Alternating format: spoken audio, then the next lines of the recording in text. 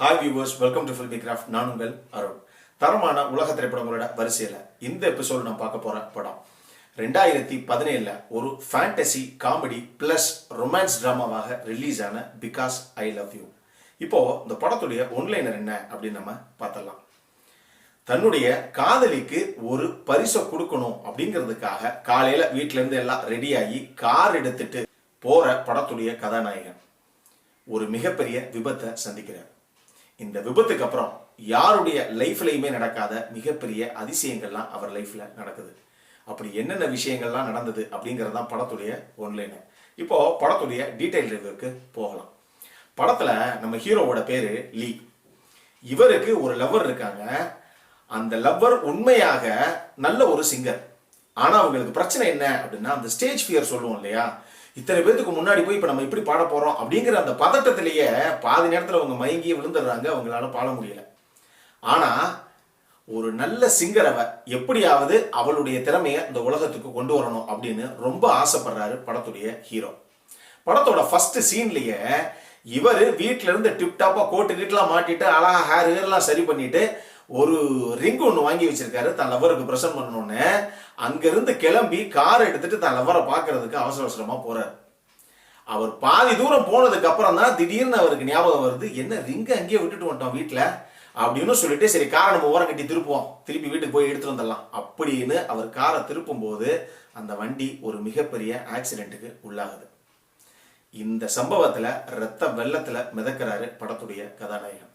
அந்த சீனை அங்கேயே கட் பண்றாங்க. இவர் கண்ணு முழிச்சு பார்த்தா எங்கேயோ ஒரு இடத்துல இவர் இருக்காரு. பக்கத்துல ஒரு அழகான பொண்ணு ஒருத்தி நிக்கிறா. எந்திரி, என்ன எவ்வளவு நேரம் கீழே கிடப்ப அப்படின்னு கேட்கிறா அவ.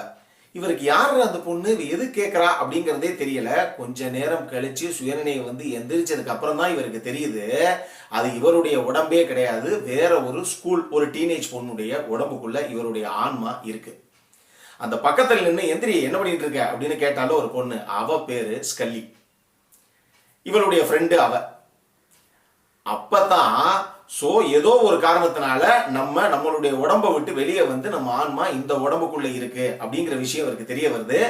அது மட்டும் இல்லாம அந்த பொண்ணு யார் உடம்புக்குள்ள இவர் ஆன்மா இருக்கோ அந்த பொண்ணு பிரெக்னெண்டா வேற இருக்கா.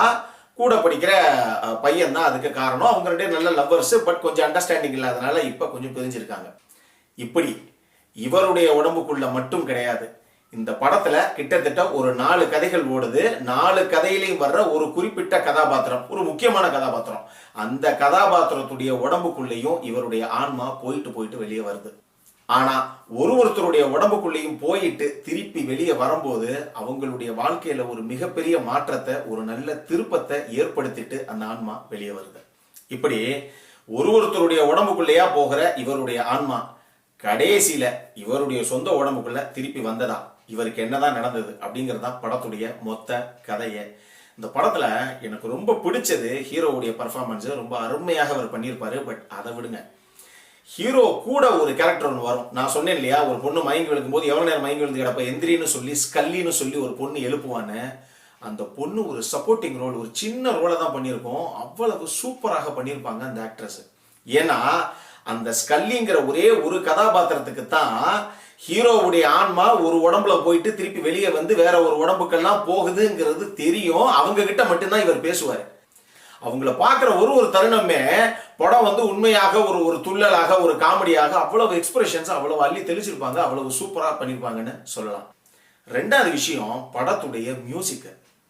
உண்மையாக இந்த படத்துல ஒரு மயிலிறகாக உங்க மனசை வருடக்கூடிய விஷயம் நிச்சயமாக இந்த படத்துடைய இசையாகத்தான் இருக்க முடியும்.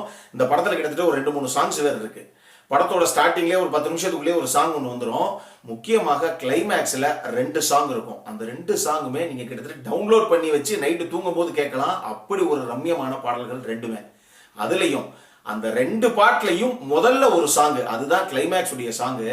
அந்த சாங் பார்க்கும்போது நம்ம கண்கள்ல தண்ணீர் வர்றதுக்கும் வாய்ப்பு இருக்கு. அவ்வளவு அருமையான ஒரு பாட்டு அந்த சிச்சுவேஷனுக்கு. மூணாவது விஷயம், இந்த படத்தை வந்து ஒரு ஃபேண்டசியாக, அதாவது ஒரு கற்பனையாக இந்த மாதிரி ஒரு விஷயம், ஒரு ஆன்மா ஒரு உடம்புக்குள்ள இருந்து இன்னொரு உடம்புக்குள்ள போகுது அப்படிங்கிற விஷயமாக மட்டும் சொல்லாம அதை காமெடி கலந்து சொல்லியிருப்பாங்க. படம் ஃபுல்லாவே பல இடத்துல விழுந்து சிரிக்கிற அளவுக்கு காமெடி சீன்ஸும் உள்ள இருக்கு. அது மட்டும் இல்லாம இந்த காமெடி இலை சேர்ந்து உண்மையாக ஒரு அருமையான ஒரு காதல் கதையும் உள்ள இருக்கு. மொத்தமாக இந்த படம் ஃபுல்லா உட்கார்ந்து பாத்தீங்க அப்படின்னா உண்மையாக ஒரு அருமையான படத்தை பார்த்த ஒரு ஃபீல் உங்களுக்கு கிடைக்கும். அதே மாதிரி அடல்ட் கண்டென்ட் பொறுத்தளவுக்கு இந்த படத்துல எந்த விதமான அடல்ட் கண்டென்ட்டும் கிடையாது. ஒரு 2 to 3 கிஸ்ஸிங் சீன்ஸ் இருக்கு. பட் அந்த சீன்ஸ் எல்லாம் கண்டிப்பாக அந்த சிச்சுவேஷனுக்கு தேவை. எந்த விதமான விரசமும் இல்லாத காட்சிகள் தான் அது. நீங்க தாராளமாக குடும்பத்தோட உட்கார்ந்து இந்த படத்தை ஸ்டார்டிங்ல இருந்து எண்டிங் வரைக்கும் என்ஜாய் பண்ணலாம். இந்த படத்துக்கு ஃபில்மி கிராஃப்ட் கொடுக்கக்கூடிய ரேட்டிங் 7.25 out of 10. இப்போ நம்மளுடைய அடுத்த செக்மெண்டான இன்ட்ரெஸ்டிங் ஃபேக்ட்ஸ் அபவுட் தி மூவிக்கு போகலாம்.